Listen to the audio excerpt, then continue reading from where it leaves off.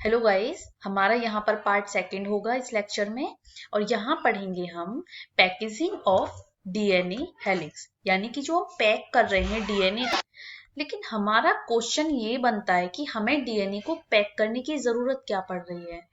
तो हम ये समझते हैं पहले, जो डीएनए की लेंथ रहती है एंड वर्सेस न्यूक्लियस का साइज, यानी कि डीएनए की लेंथ तो ज्यादा है बट न्यूक्लियस का साइज उतना नहीं है कि हम पूरे डीएनए की लेंथ को उस न्यूक्लियस के अंदर रख सकें। तो इसलिए हमें डीएनए की पैकेजिंग करनी पड़ती है। In human cell the DNA stretches about 2.2 meters long होता है। जो ह्यूमन का सेल होता है उसमें डीएनए की जो स्ट्रेंथ होती है या डीएनए की जो लेंथ होती है वो कितनी रहती है, 2.2 मीटर लॉन्ग रहती है। तो जो डीएनए का न्यूक्लियस है, जो सेल का न्यूक्लियस है, उसके अंदर डीएनए कैसे आएगा, पैक करने के बाद ही आ सकता है।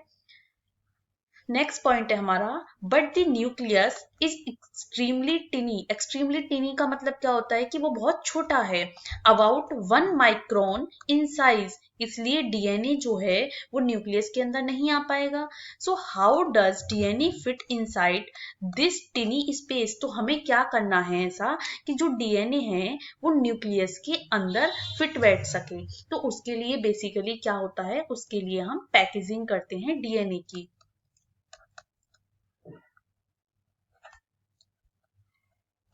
पैकेजिंग ऑफ डीएनए, ठीक है।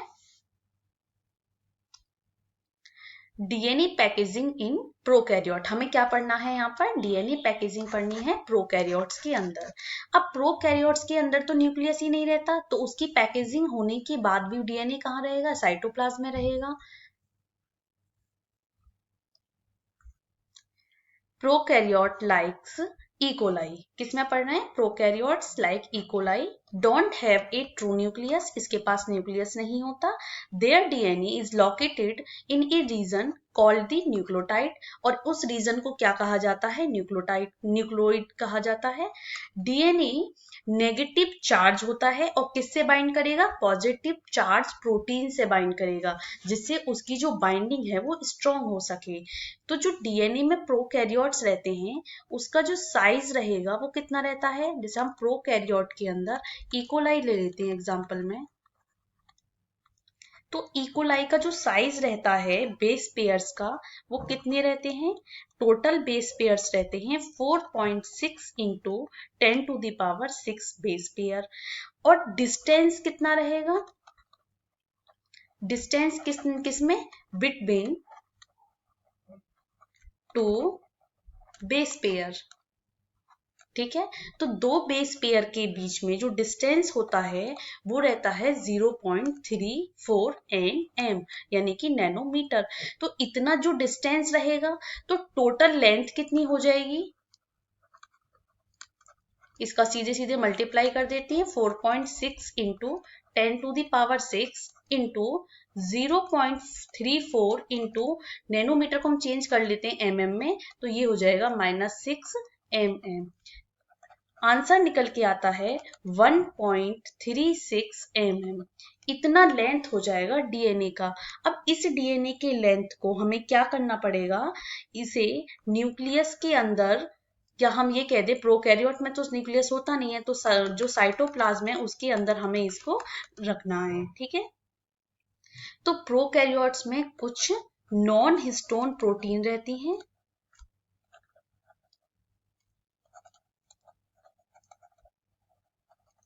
ये नॉन हिस्टोन प्रोटीन्स क्या रहती हैं, जिन्हें बोलते हैं पॉलीअमाइंस। और ये क्या करती हैं, ये डीएनए को पैक करती हैं कुछ इस तरीके से, ठीक है। पैक करने के बाद ये इस स्ट्रक्चर को कहा जाता है न्यूक्लियोइड, ठीक है। तो ये प्रोकैरियोट की पैकेजिंग होती है इस तरीके से। मूव करते हैं नेक्स्ट यूकैरियोट की पैकेजिंग पर। DNA packaging in eukaryotes. Eukaryotes में eukaryotic cell use proteins called the histone protein, यानी कि जो यूकैरियोट में पैकेजिंग हो रही है वो किस में होगी, वो हिस्टोन प्रोटीन्स में होती है। Histones are rich in lysine and arginine, both positively charged amino acids, यानी कि जो दो प्रोटीन हैं वो किससे मिलकर बनी है, यानी कि वो जो रिच है हिस्टोन प्रोटीन वो किस में रिच रहेगी, लाइसिन एंड आर्जिनिन में, और ये दोनों पॉजिटिवली चार्ज रहती हैं। DNA wrap around histone octamer to form nucleosome, और जब डीएनए को रैप कर लेते हैं तो उसके बाद क्या बनता है, एक ऑक्टामर बनता है जिसको कहा जाता है न्यूक्लोसोम। यहाँ पे थोड़ा हम समराइज करते हैं। हम पढ़ रहे हैं यूकैरियोट की पैकेजिंग, डीएनए पैकेजिंग।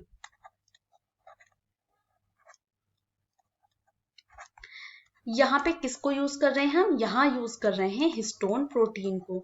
ये histone protein lysine and arginine amino acid से रिच रहती है, जो कि दोनों कैसी चार्ज हैं, पॉजिटिवली चार्ज्ड हैं। अब हम किसको रैप कर रहे हैं, डीएनए को रैप कर रहे हैं। तो डीएनए किस में चार्ज, क्या चार्ज रहता है डीएनए पर, डीएनए पे रहता है नेगेटिव चार्ज। ये नेगेटिव चार्ज क्यों रहता है, जो हमने प्रीवियस लेक्चर में भी डिस्कस किया था कि डीएनए किससे मिलकर बना होता है, sugar, nitrogenous base plus phosphate. तो जो फॉस्फेट होता है इस पर नेगेटिव चार्ज रहता है, इसलिए नेगेटिव चार्ज किस पर आ जाता है, डीएनए पर आ जाता है। तो जब डीएनए और हिस्टोन दोनों मिलकर बनाते हैं तो यहाँ पे एक ऑक्टामर बनता है इस तरीके से। ये 4 फेजेस हमें सामने दिखाई देंगे एंड 4 फेजेस पीछे दिखाई देते हैं। हिस्टोन प्रोटीन कितनी होती हैं, हिस्टोन प्रोटीन रहती हैं हमारी H1, H2A and H2B, H3 and H4, ये हमारे हिस्टोन प्रोटीन रहती हैं। कोर जो हमारा ऑक्टामर है उसके अंदर H2A, H2B, H3 and H4 ये रहती हैं। और एक और जो बच गया हमारा H1 हिस्टोन प्रोटीन, ये क्या करता है, ये लिंकर डीएनए की फॉर्म में काम करता है। लिंकर डीएनए यानी कि लिंक करने का काम करेगा, इसका नाम है H1 प्रोटीन। ठीक है, अब नेक्स्ट ऑक्टामर बनेगा इसी तरीके से।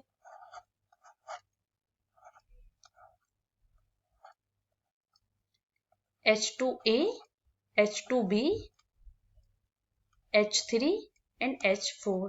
ठीक है, इसको कहा जाता है न्यूक्लोसोम मॉडल।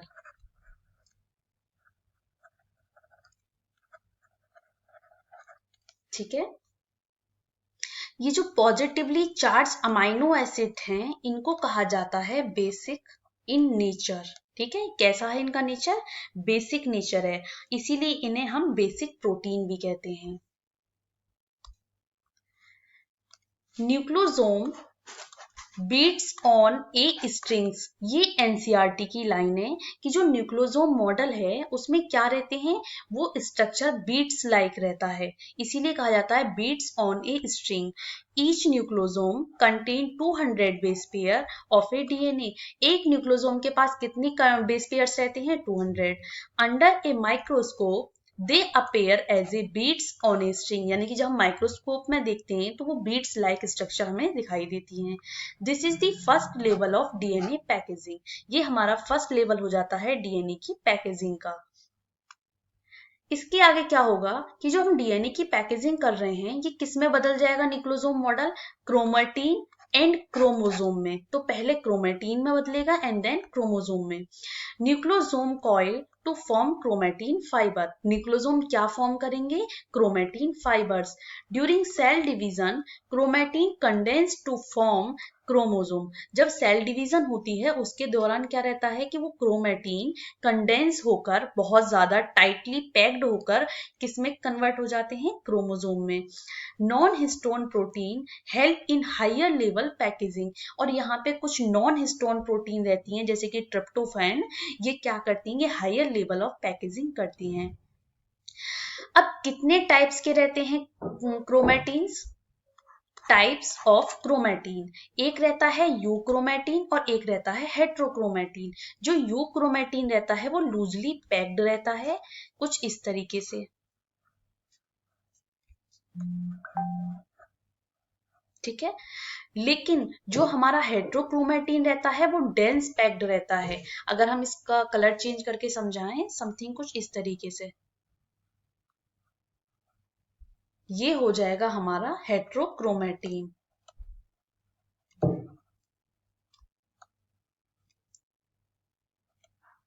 ठीक है। और ये हो जाएगा यूक्रोमेटिन।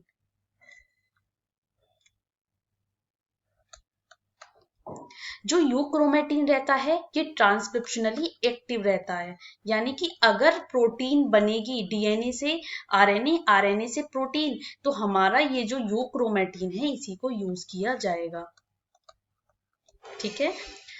स्टेन लाइट रहता है यूक्रोमेटिन में एंड ट्रांसक्रिप्शनली एक्टिव रहता है, जबकि यहाँ पे स्टेन डार्क रहेगा और ये मोस्ट इनएक्टिव पार्ट रहेगा कौन सा, हेट्रोक्रोमेटिन का। यहाँ पे ये पूरी समरी है कि कैसे पैकेजिंग हुई है। जैसे कि यहाँ पे दिखाया गया है डीएनए डबल हेलिक्स था, कितना इसकी लेंथ थी, 2 nm इसकी लेंथ थी।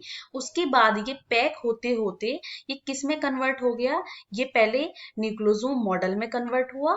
जो न्यूक्लोसोम का कोर पार्ट रहता है उसमें 4 हिस्टोन प्रोटीन रहती हैं, H2A, H2B, H3 and H4, और उसके जस्ट पीछे भी 4 प्रेजेंट रहती है, इसीलिए इसे ऑक्टामर कहा जाता है। इसमें लिखा हुआ 8 हिस्टोन मॉलिक्यूल्स, ठीक है। जैसे कि एक पूरा पार्ट ये है, एक इसके जस्ट पीछे का पार्ट है। तो जब इसके बहुत सारे इसी तरीके से न्यूक्लोसोम बन जाते हैं तो इसको कहा जाता है क्रोमोसोम। और क्रोमोसोम क्या होता है कि क्रोमोसोम में ये कन्वर्ट होने के लिए कैपेबल हो जाता है। उसके बाद क्या रहता है कि एक क्रोमेटिन फाइबर्स कन्वर्ट हो जाता है जो 300 nm का है, एंड देन फाइनली क्रोमोसोम का फॉर्मेशन हो जाएगा। तो क्रोमोसोम पर डीएनए अलग नहीं है, क्रोमोसोम क्या है, डीएनए का फुल्ली पैक्ड फॉर्म, ठीक है।